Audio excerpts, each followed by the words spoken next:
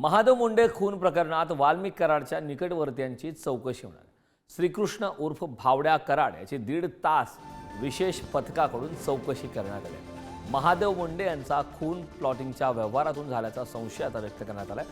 Police अधीक्षक नवनीत कौवत यांनी स्थापन केलेल्या पथकाने ही चौकशी केली। महादेव मुंडे खून प्रकरणात 15 मुख्य संशयितांची चौकशी यावेळी करण्यात आली। भावड्या कराड परळी नगर परिषदेचे माजी पाणीपुरवठा सभापती आहेत।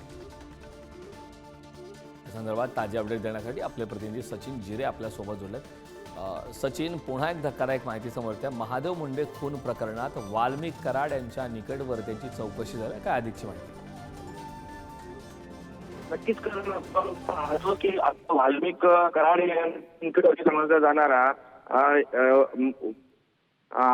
श्रीकृष्ण उर्फ भावड्या कराड याची हा जो आहे तो परळी नगर परिषदेचा माजी पाणी पुरवठा सभापती आहे आणि याचा महादेव मुंडे खून प्रकरणामध्ये आता चौकशी करण्यात आलेली आहे। याची जवळपास 1.5 तास विशेष पथकाकडून ही चौकशी करण्यात आलेली आहे। महादेव मुंडे यांचा खून प्लॉटिंगच्या व्यवहारातून झाल्याचा संशय त्यांच्या पत्नी ज्या ज्ञानेश्वरी मुंडे यांनी व्यक्त केला होता।